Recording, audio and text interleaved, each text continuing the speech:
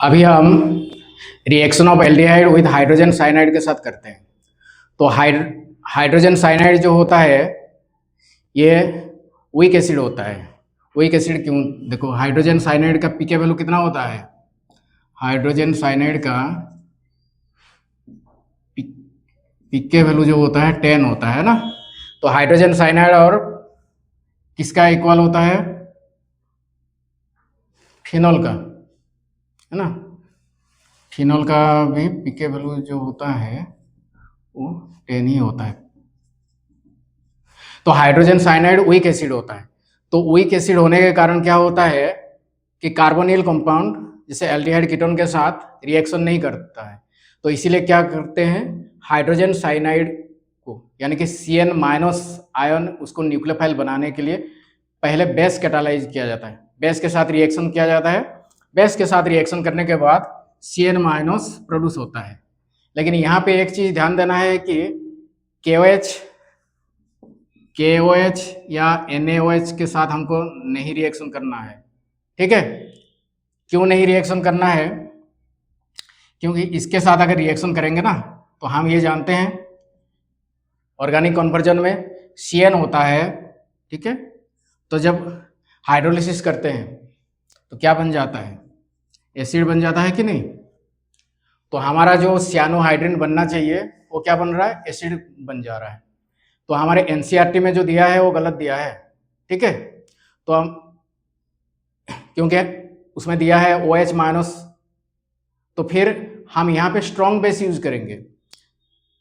अभी हम देखते हैं इस रिएक्शन को, पहले मैकेनिज्म देखते हैं, फिर मैं बताता हूँ कि कौन सा बेस के साथ ये रिएक्शन फिजिबल होगा नहीं होगा। तो चलो पहले ये हो गया हमारा एल्डिहाइड।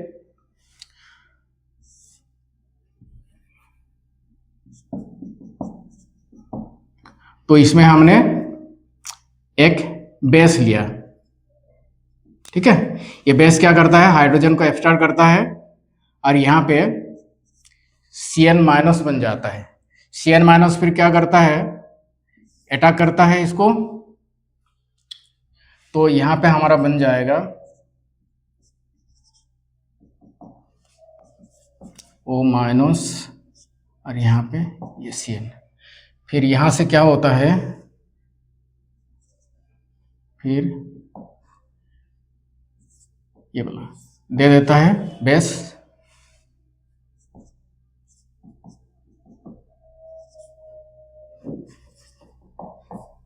ये हमारा क्या बन गया? सियानोहाइड्रिन प्रोडक्ट बन गया, सियानोहाइड्रिन, ठीक है। तो एक बेस लेके हम देखते हैं कि ये फिजिबल होगा या नहीं। HCN इसको हम रिएक्शन कराते हैं एक RO बेस के साथ, ठीक है। और दूसरा HCN को हम रिएक्शन कराते हैं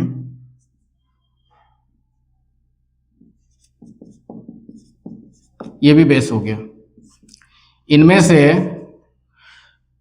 कौन सा रिएक्शन फिजिबल होगा, कौन सा रिएक्शन फिजिबल नहीं होगा? देखो क्या होगा, ये एसिडिक हाइड्रोजन को एक्सट्रैक्ट करने के बाद क्या होगा? ये बन गया CN माइनस और ये बन गया ROH, ठीक है। यहां से एसिडिक हाइड्रोजन को ये एक्सट्रैक्ट करने के बाद क्या बन जाएगा? CN माइनस बन जाएगा और COH। ये क्या है? एसिड है। मान लो इसके जगह पे मैं R की जगह पे CH3 लेता हूं तो ये क्या बन जाएगा? एसिटिक एसिड बन जाएगा, है ना। एसिटिक एसिड का पीके वैल्यू क्या है? 5 है। और हाइड्रोजन साइनाइड का पीके वैल्यू कितना है? 10 है। तो ये रिएक्शन क्या है? बैकवर्ड रिएक्शन होगा। ये रिएक्शन नहीं होगा क्योंकि पीके वैल्यू इधर ज्यादा होनी चाहिए, ठीक है। तो ये बेस को हम नहीं ले सकते हैं क्योंकि ये बैकवर्ड होगा। ये वाला हमारा एल्कोहल बन गया। मान लो R की जगह पे हम CH3 लेते हैं, CH3OH, तो मिथाइल अल्कोहल का पीके वैल्यू कितना होता है? 15.5 होता है, ठीक है।